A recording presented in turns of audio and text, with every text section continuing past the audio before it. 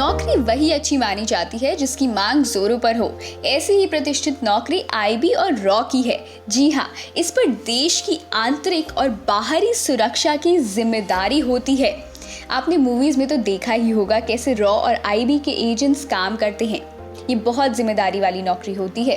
तो आपको बता दें कि इसमें अधिकारी या खुफिया एजेंट के रूप में काम करने के लिए योग्यता और बहुत ही कठिन परीक्षा प्रक्रिया से गुजरना होता है। तो आइए वीडियो में विस्तार से योग्यता मापदंड से लेकर चयन प्रक्रिया तक की तमाम जानकारी जानते हैं। तो सबसे पहले आपको बताते हैं कि आईबी और रॉ के लिए आवेदन करने की योग्यता। तो दोनों शीर्ष संगठनों में अधिकारी पद के लिए आवेदन करने की प्राइमरी आवश्यकता योग्यता मापदंड है। तो योग्यता मापदंड में शैक्षणिक योग्यता, आयु सीमा, अनुभव और अन्य बुनियादी मापदंड शामिल हैं। वहीं आईबी और रॉ दोनों ही इसमें प्रवेश पाने के लिए उम्मीदवारों से कुछ कठिन मापदंड प्रक्रिया की मांग किया करते हैं। तो आइए जानते हैं शैक्षिक योग्यता के बारे में।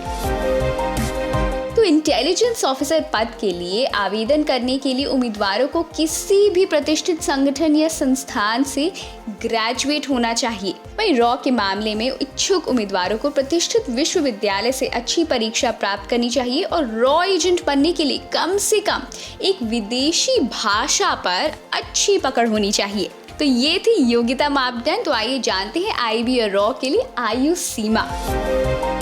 तो अगर आप इंटेलिजेंस ब्यूरो में नौकरी करना चाहते हैं तो इसके लिए आवेदन करने के लिए उम्मीदवारों की आयु जो है वो 56 वर्ष से कम होनी चाहिए। वहीं रॉ एजेंट बनने के लिए उम्मीदवारों के पास 20 साल की सेवा का अनुभव होना चाहिए।